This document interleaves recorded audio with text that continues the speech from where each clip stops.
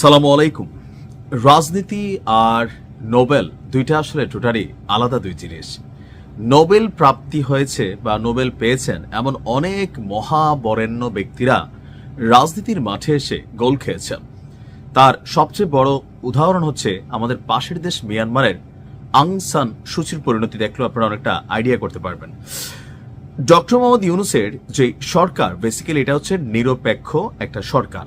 এই সরকার কোনো দলকে, কোনো মতকে, কোনো গোষ্ঠীকে সাপোর্ট করা অথবা তার কোনো বক্তব্যে অন্য দল, গোষ্ঠী, মত বা রাজনৈতিক ব্যক্তিত্বদের বিপরীতে কোনো বক্তব্য যাওয়া কোনোটাই আসলে কাম্য না, যেহেতু তিনি অন্তর্বর্তী সরকারের প্রধান। দর্শক, জাতীয় নির্বাচন, যেই আগামী ত্রয়োদশ জাতীয় সংসদ নির্বাচন হতে যাচ্ছে 12ই ফেব্রুয়ারি।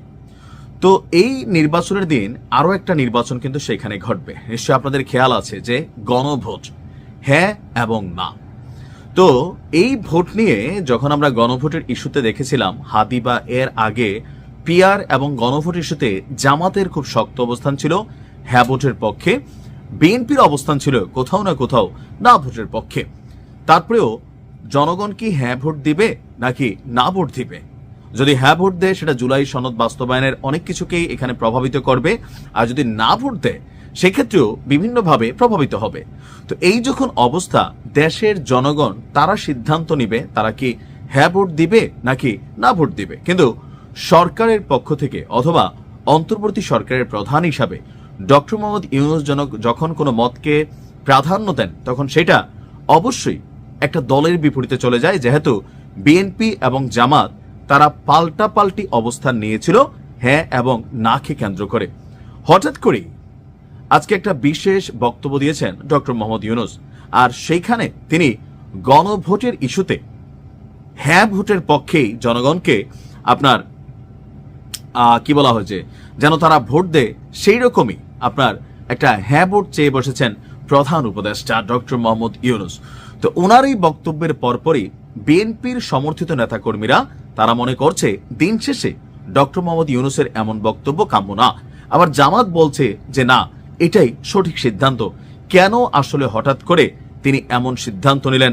কারো কারো ভাষায় তিনি বিএনপিকে পল্টি দিয়েছেন, জামাতকে ফেভার দিয়েছেন। কেউ কেউ বলছেন যে এতদিন তো বিএনপিকে ফেভার দিয়ে আসছিলেন, এখন এটা জামাতের পক্ষে কিভাবে গেল? আসুন দেখি মূল ঘটনা কি, কেন গণভোটে হ্যাঁ ভোট চাইলেন প্রধান উপদেষ্টা। আজকের পত্রিকার করা প্রতিবেদনটি বলছে যে এই গণভোটে জুলাই সনদ বাস্তবায়নের জন্য হ্যাঁ ভোট চেয়েছেন প্রধান উপদেষ্টা ডক্টর মোহাম্মদ ইউনূস। নির্বাচনকে সামনে রেখে সারা দেশে প্রচারণার লক্ষ্যে আজ 22 ডিসেম্বর যাত্রা শুরু করা ভোটের গাড়ির উদ্বোধন অনুষ্ঠানে এই আহ্বান জানিয়েছেন ডক্টর মোহাম্মদ ইউনূস। জাতীয় সংসদ ভবনের দক্ষিণ প্লাজায় ভোটের গাড়ির উদ্বোধনী অনুষ্ঠানে এক ভিডিও বার্তায় ডক্টর ইউনূস বলছেন, বাংলাদেশ একটি গুরুত্বপূর্ণ সময় অতিক্রম করছে। জাতীয় সংসদ নির্বাচন এবং জুলাই সনদ বাস্তবায়নের উপর আপনার গণভোট অনুষ্ঠিত হতে যাচ্ছে। বাংলাদেশের জনগণকে সবাইকে ভোটে অংশ নেওয়ার পাশাপাশি আহ্বান জানিয়ে তিনি বলছেন, আমি বিশেষভাবে অনুরোধ জানাচ্ছি তরুণ সমাজ, নারী ভোটার এবং প্রথমবারের ভোটারদের প্রতি আপনারা এগিয়ে আসুন, প্রশ্ন করুন, জানুন, বুঝুন এবং ভোট দিন।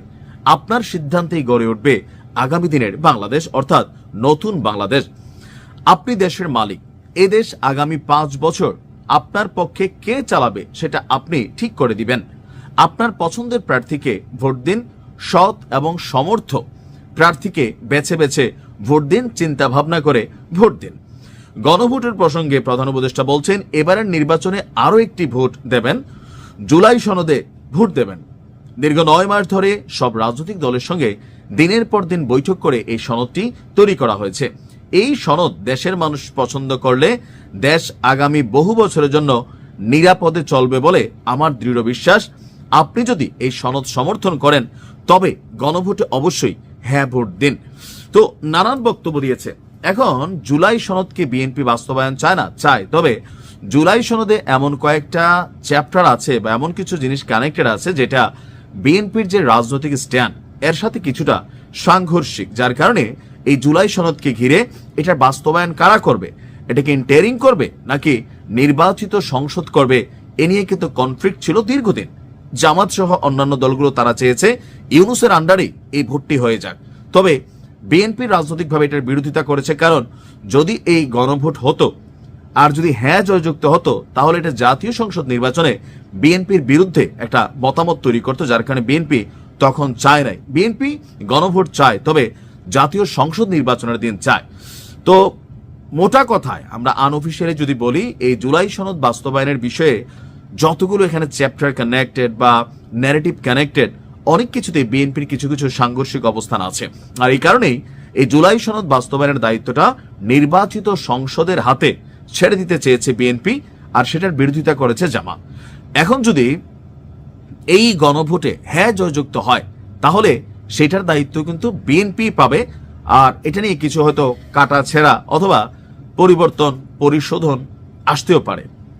তো ডক্টর মোহাম্মদ ইউনূসের এই মুহূর্তে এমন অবস্থান, কেউ কেউ বলছেন রাজনৈতিকভাবে ওনার অবস্থানটা পরিষ্কার পরিচ্ছন্ন হলো না।